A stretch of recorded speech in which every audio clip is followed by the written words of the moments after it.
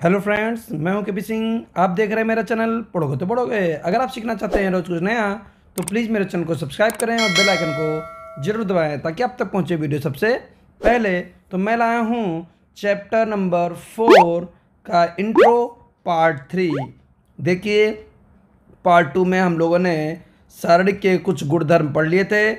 Part 3 में आज हम लोग पढ़ेंगे आगे के गुणधर्म।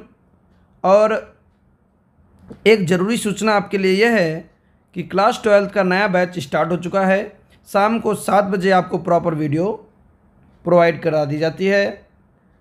अगर आप बैच को ज्वाइन करना चाहते हैं और उस पर नोट्स भी आपको चाहिए तो आप मेरे 7275 27 77 95 नंबर पर व्हाट्सएप मैसेज कर सकते हैं, जिससे आपको नोट्स जो हैं वो प्रोवाइड करा दिए जाए। क्लियर है? चलिए हम लोग शुरू करते हैं अगले गुणधर्म से। गुणधर्म नंबर 5।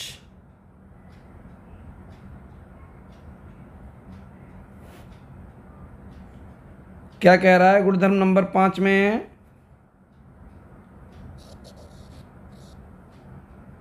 यदि किसी सारणिक की किसी पंक्ति या स्तंभ के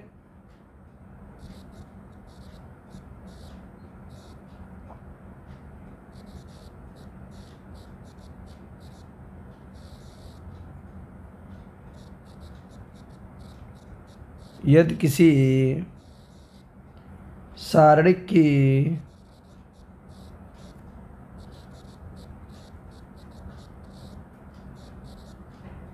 किसी पंक्ति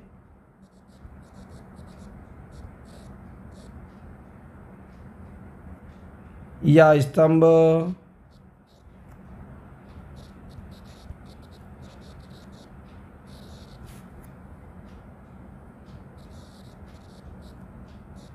के सभी अवयव शून्य हो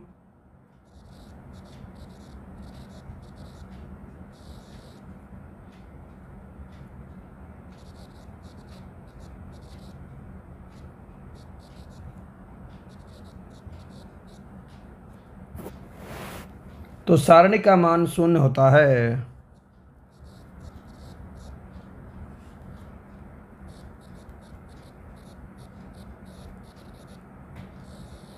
तो सारणी का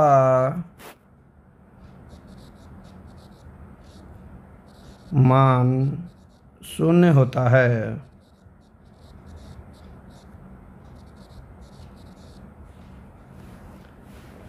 जैसे, अब आप समझिएगा, जैसे मैं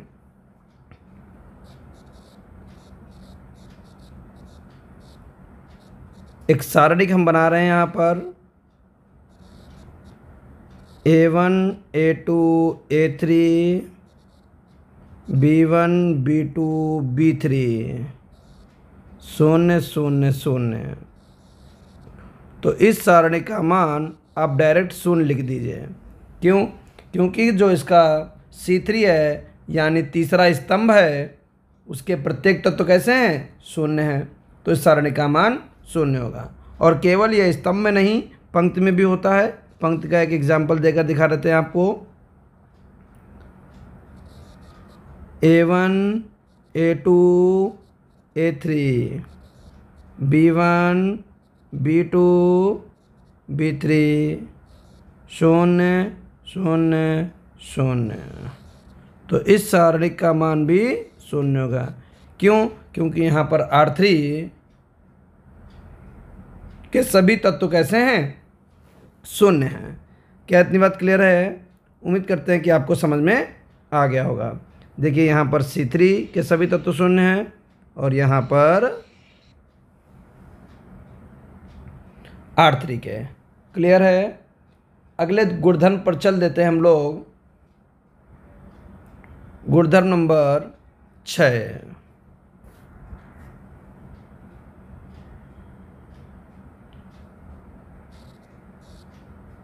यदि किसी सारणिक की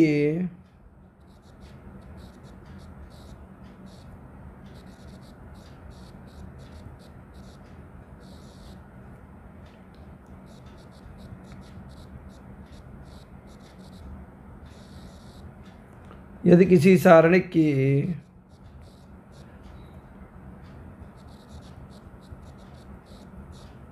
कोई दो पंक्तियां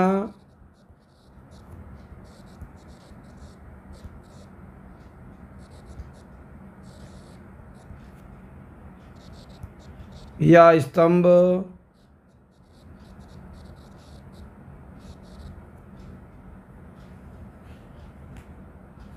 समानुपाती हैं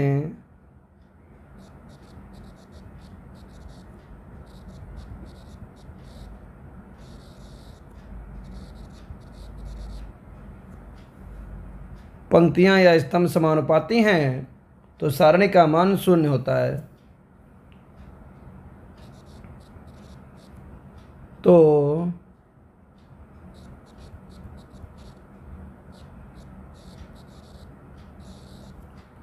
सारणी का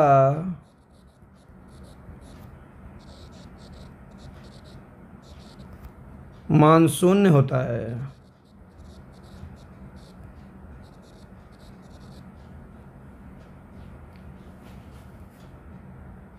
जैसे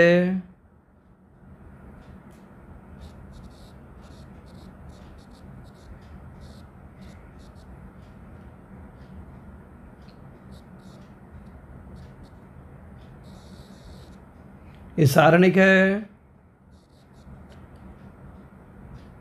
A1 A2 A3 B1 B2 B3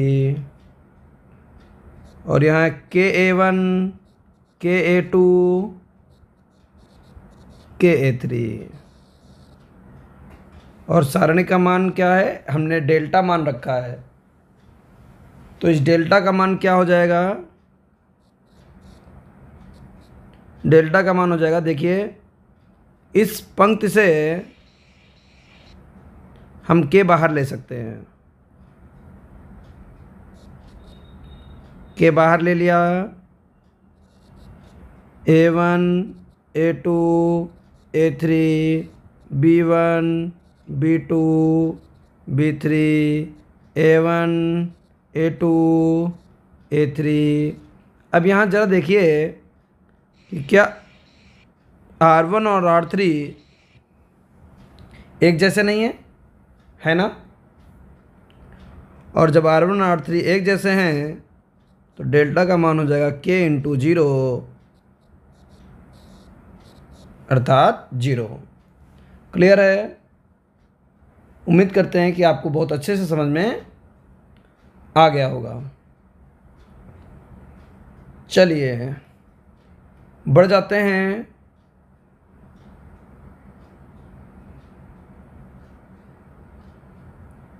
अगले गुणधर्म पर, गुणधर्म नंबर 7।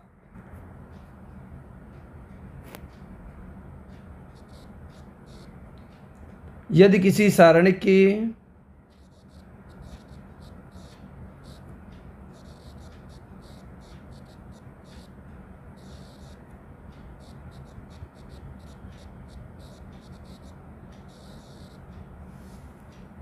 किसी पंक्ति या स्तंभ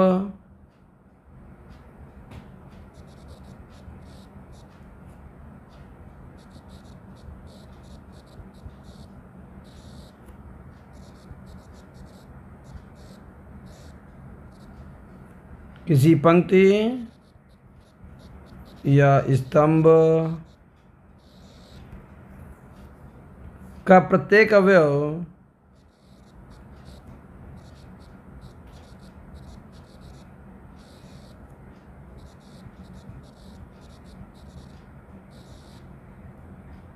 दो या दो से अधिक पदों का योगफल हो, दो या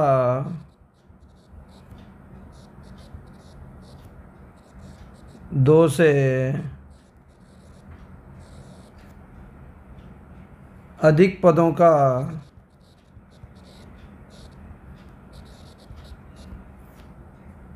योगफल हो,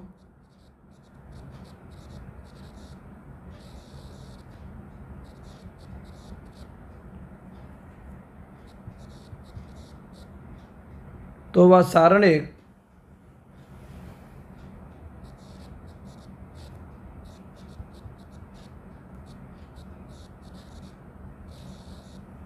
सारणिक उसी क्रम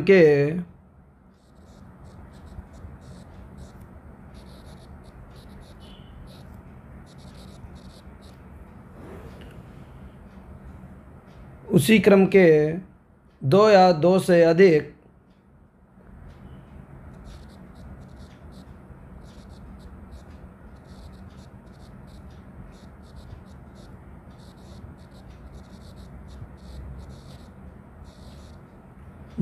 से अधिक सारणिकों के योगफल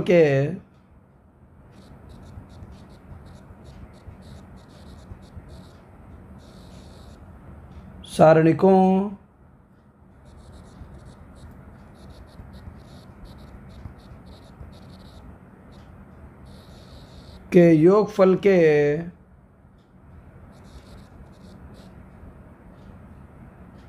बराबर होता है।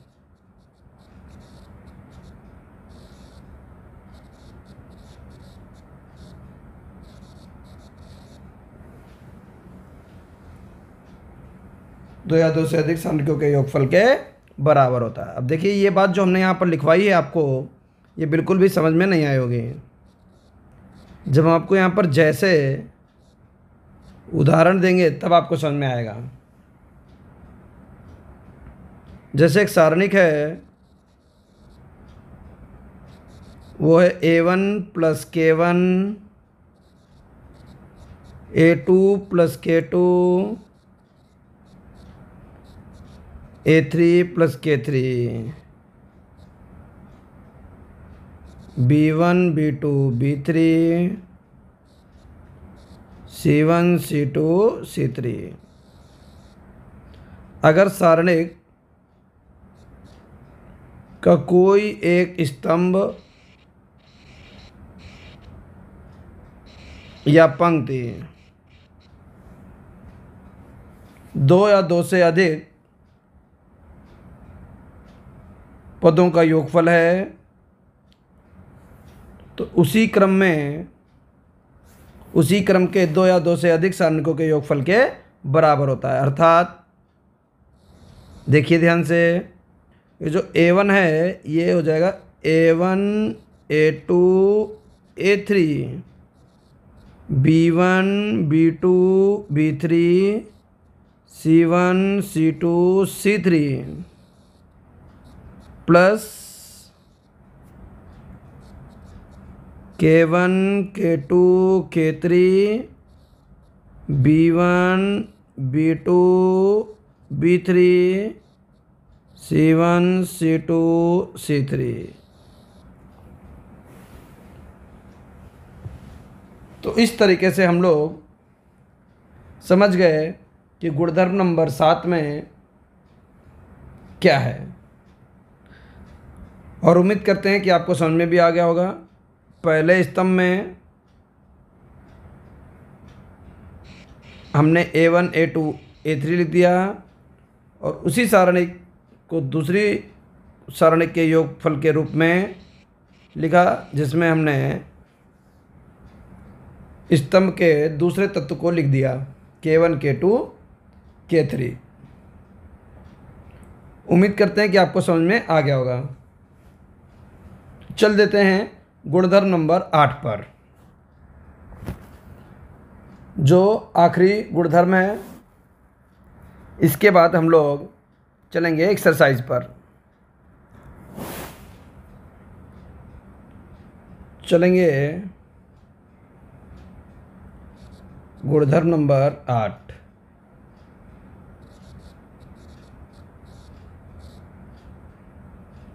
यदि किसी पंक्ति या स्तंभ को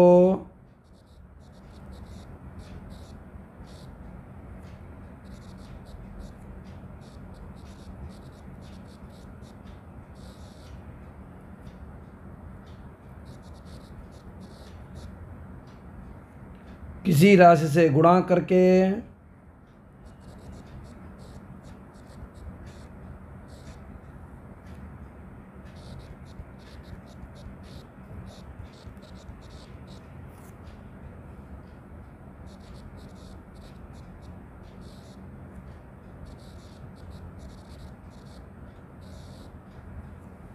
किसी राशि से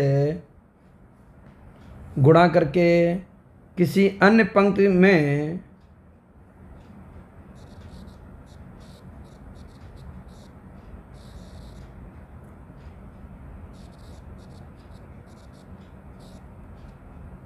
अन्य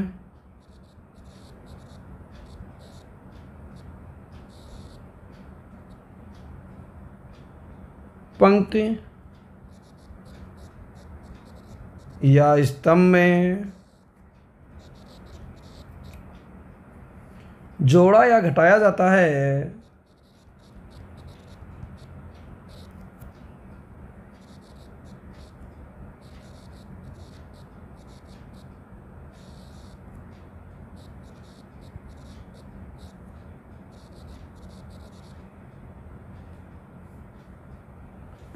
तो सारणिक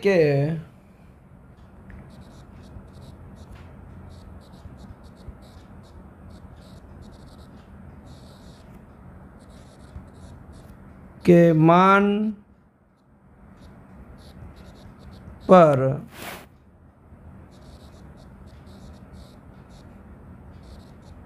कोई प्रभाव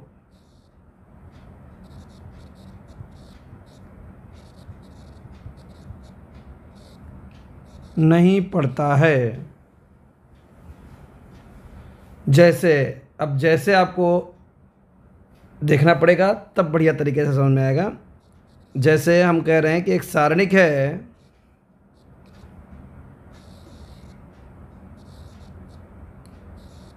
A1 A2 A3 B1 B2 B3 C1 C2 C3, ये एक सारणिक है और हम इस सारणिक में क्या कर सकते हैं अपने पास से, हम कह सकते हैं R1 change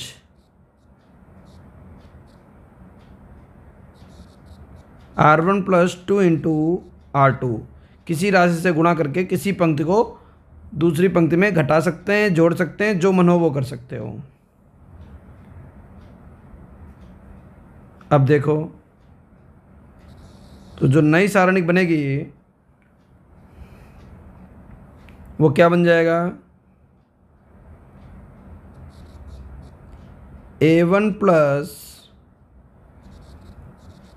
2A2 B1 plus 2B2 C1 plus 2C2 A2 B2 C2 A3 B3 C3।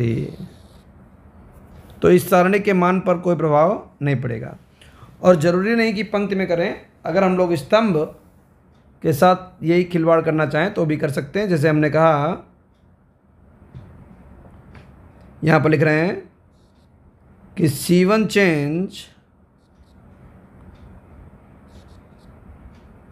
C1 minus K into C2।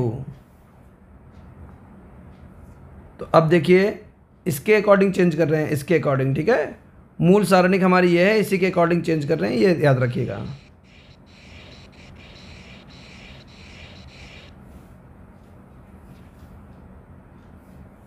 तो क्या सारणिक बनेगी, C1 चेंज कर रहे हैं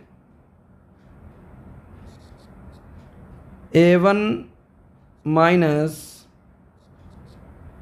K into B1 A2 minus K into B2 A3 minus K into B3। ये C1 change कर लिया, C2 को आप ऐसे लिखा रहने दीजिए, B1 B2 ये 1 है, B1 B2 B3 C1 C2 C3। तो सारणी के मान पर भी कोई प्रभाव नहीं पड़ेगा। तो ये थे सारणी के कुछ गुणधर्म जिनका प्रयोग हम किसी भी प्रश्न में कर सकते हैं। उम्मीद करते हैं कि आपको बहुत अच्छी तरीके से समझ में आ गया होगा। अगर मेरा बताया हुआ आपको अच्छा लगे तो वीडियो को लाइक ज़रूर किया करें। चैनल पर नए हैं तो चैनल को सब्सक्राइब कर लें, और मेरे ब्लॉग चैनल को देखना चाहते हैं तो उसका लिंक भी मैंने नीचे डिस्क्रिप्शन बॉक्स में दे रखा है, वहाँ से जाकर आप उसको भी सब्सक्राइब कर सकते हैं। तो आज की क्लास में रखते हैं इतना ही, मिलते हैं नेक्स्ट वीडियो में एक्सरसाइज के साथ। Thank you for watching.